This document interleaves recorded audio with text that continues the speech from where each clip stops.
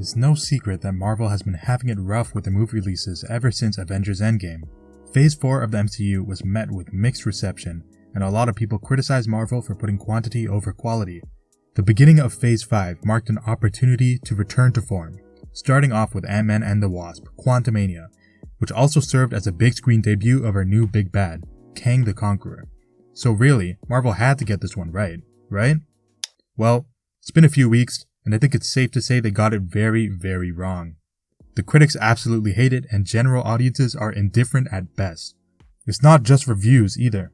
Quantumania suffered the biggest second weekend box office drop of the entire MCU.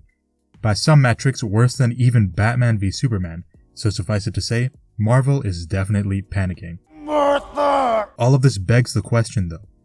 What does this mean for the future of the MCU and the rest of the Multiverse Saga? What is happening internally at Marvel Studios? And is Kang's status as a next big bad in jeopardy?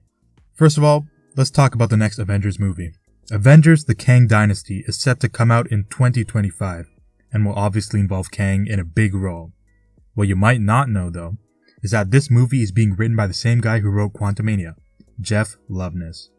On the surface, this seems pretty concerning, considering a lot of issues that people had with the film appear to be from the script.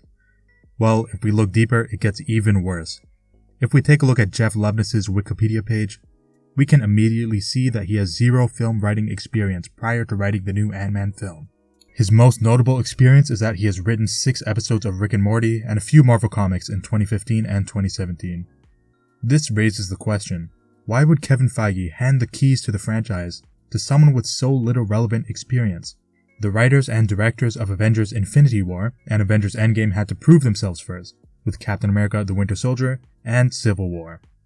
Well, I don't have those answers, but this is clearly the approach that Marvel wants to take going forward. We can see a similar situation with Michael Waldron, who wrote Doctor Strange in the Multiverse of Madness and is set to write Avengers Secret Wars. Just like Loveness, he also has no other film writing experience, and he wrote for Rick and Morty. The Doctor Strange film was also hit with some criticism for its script, although nowhere near as much as Quantumania was. Some people called for Waldron to be fired then, and people are calling for Loveness to be fired now. However, one key difference here is that Michael Waldron is credited with the creation of Loki, which is a great show by most accounts. Personally, it's my favorite Disney Plus project, so in combination with Doctor Strange being mostly a critical and box office success, I think Waldron can be let off the hook. Jeff Loveness though, I'm not too sure about. This could go one of two ways. Either nothing happens, the status quo remains, and our friend Jeff gets to write his Avengers movie, or Marvel bows to the outrage and gets rid of Loveness entirely. I think it's pretty unlikely that Jeff Loveness gets fired. That would be pretty reactionary to critics, and we all saw how that sort of behavior worked out for DC. I also think that Loveness does not deserve 100% of the blame here. Not that the script was perfect, or even good, really, but I think some of the problems with the film may have come from directorial or editorial choices, or maybe even some larger issues with Marvel, which we'll talk about next. It's a little worrying that he doesn't seem to be taking the criticism seriously, but regardless, I think Jeff Loveness might get a co-writer or two on his team to rein him in at most. Was Ant-Man and the Wasp Quantumania the worst MCU movie Marvel has ever made? It may be setting records for bad reviews and box office drops, but no. It's really not that bad. Let me explain. The poor reception of this movie isn't this movie's sin to bear alone. It's an outcry in response to a bigger, deeper problem.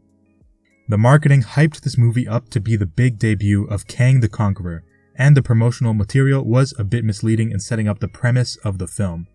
You have a daughter, but you've lost a lot of time. We can help each other with that. I'm the man who can give you the one thing you want. You cannot trust him. I don't care who this guy is.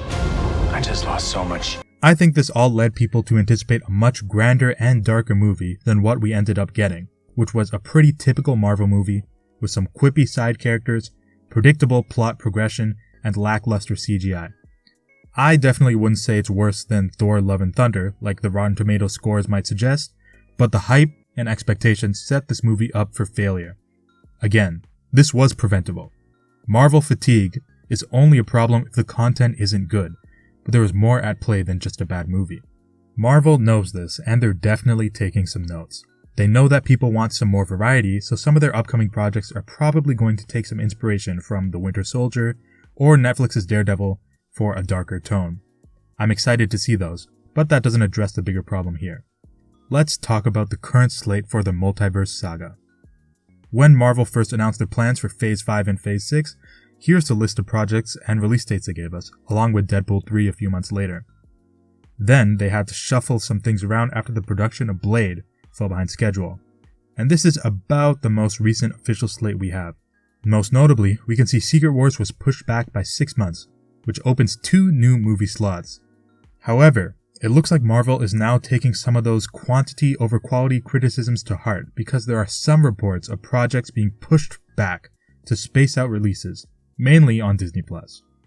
They were doing some of this before Quantumania, but this definitely added to their motivations. Shortly after Quantumania came out, The Marvels was delayed from July to November of this year, which should give them more time to polish their VFX. Marvel put most of their VFX resources into Black Panther, Wakanda Forever, and Quantumania's CGI suffered a bit. By looking at some official statements and rumors, we can estimate that Disney Plus this year is being cut down from 6 releases to maybe 3 or 4. Now here's the big news. There are rumors that the tail end of projects might be getting another big delay. I'll leave out most of the details here, but this means that Avengers the Kang Dynasty and everything after it will be getting pushed back by at least 1 year. This also means another delay for Secret Wars into 2027 or maybe even 2028. That might hurt to hear, but I think it's for the best. Most of the characters we have are new, and we're not attached to them yet. We don't really have a Tony Stark or Steve Rogers to grip onto as an audience yet. Well, we have some candidates, but they all have something holding them back right now. Anyway, this is going to make it a lot easier for Marvel to develop characters and make them likable before the next big crossover event. Without that, the Avengers movies could easily fail and doom the entire franchise. Obviously, this opens up more room for more projects in the saga. They can probably put out Doctor Strange 3 before the Kang Dynasty, which I'm sure they'll want to connect. We can also get a solid street-level Spidey movie before he gets forced into another high-stake team-up and probably has to show his face again. 2028 seems a little severe, but don't be surprised at all if the Avengers movie get pushed back by another year. Kang the Conqueror was this movie's biggest selling point, but now that the movie's heavily underperforming, what does this mean for Kang? In Ant-Man and the Wasp Quantumania, Kang was a formidable force, and if there's one thing the critics agree on, it's that Jonathan Majors gave us a great performance. He's clearly the highlight of the movie, and I would agree. However, we can't ignore the choices they made in the script, particularly the ending. I'll spoil the movie here, so fair warning, the fact that they made Kang lose to Ant-Man is a bit of a problem. They tried to save it with Scott's internal monologue and some of the credit scenes, but there's no way around it. Your big new villain just lost to one of the weakest characters in the audience's eyes. Not only that, but he got overwhelmed by ants. And he didn't kill anyone we care about or cause any long-term damage at all. Well, not yet. I'm sure that all of these choices were very deliberately written with the Kang Dynasty in mind. We didn't see Scott or anyone else die because Marvel probably wants the Ant family to play a significant role in Phase 6. I think that we'll see this Kang again once he escapes and goes to war with the Council in the next Avengers movie. We might even see him before then, since Marvel is really fleshing out Kang and the concept of incursions much more than they did with Thanos, which I think is a great approach on paper. Maybe he's a variant we see in Loki Season 2. Anyway, hopefully Marvel does the thing where they retroactively make an old movie better, but either way, that's no excuse and they could have done better choices with the story. Overall, my personal thoughts, I was really hyped for Ant-Man and the Wasp Quantumania, but I'm pretty disappointed that we just got a giant missed opportunity, and there are a lot of things that made me seriously wonder for the first time if we're going to get a bad Avengers movie. It's something I never really thought possible before, but I'm tired of being disappointed by Marvel projects, and this was my breaking point. However, I'm sure that Guardians of the Galaxy 3 is going to be great, and the Marvels is, well, the point is, Marvel is recognizing their mistakes, and they're taking action, so it's not too late to turn things around. Let's all remain cautiously optimistic for what's to come.